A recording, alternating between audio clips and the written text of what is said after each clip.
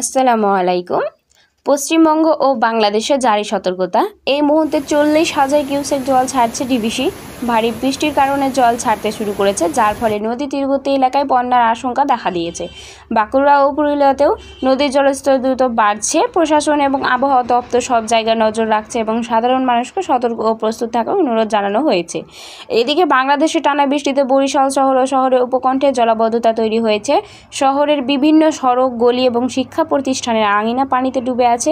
এতে মানুষের চলাচলে চরম দুর্ভোগ পোহাতে হচ্ছে। বৃষ্টিতে নগরবাসী মারাত্মক দুর্ভোগে পড়েছে। ছেলে মেয়েদের স্কুলে যেতে পারছে না এবং চলাচলে অসুবিধা হচ্ছে। আবহাওয়া অফিস জানায়, আজ সন্ধ্যা 6টার মধ্যে খুলনা, বরিশাল, পটুয়াখালী, নোয়াখালী, চট্টগ্রাম ও কক্সবাজার অঞ্চলগুলোর ওপর দিয়ে দক্ষিণ পূর্ব দিক থেকে ঘন্টায় 45 থেকে 60 কিলোমিটার বেগে বৃষ্টি, বজ্রবৃষ্টি সহ অস্থায়ীভাবে দমকা হাওয়া, ঝড়ো হাওয়া বয়ে যেতে পারে। এসব এলাকার নদী বন্দরগুলোকে 1 নম্বর সতর্ক জানানো হয়েছে। আবহাওয়া দপ্তর জানিয়েছে, রাজস্থানের শ্রীগঙ্গানগর থেকে বারাণসী পর্যন্ত বিস্তৃত মৌসুমী অক্ষরেখার প্রভাবে আগামী দিনগুলিতে আরও ভারী বৃষ্টির সম্ভাবনা রয়েছে।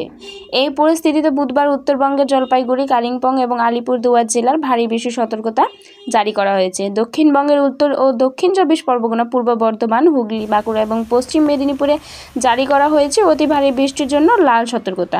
আলিপুর আবহাওয়া দপ্তরের তথ্য অনুযায়ী আগামী দিন ঘন্টায় 30 থেকে 40 কিলোমিটার বেগে ঝড়ো হাওয়া বইতে পারে এবং হালকা থেকে মাঝারি বৃষ্টি অব্যাহত থাকবে।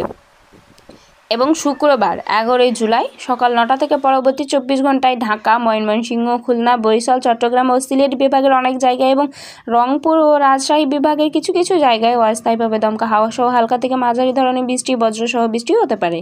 সেই সঙ্গে সারা দেশের কোথাও কোথাও মাঝারি ধরনের ভারী থেকে ভারী বর্ষণ হতে পারে। সারা দেশের দিন এবং রাতের তাপমাত্রা সামান্য বাড়তে পারে। এবং আপনি কোন জেলা থেকে আমাদের ভিডিওটি দেখছেন তা অবশ্যই কমেন্ট করে জানিয়ে দিবেন।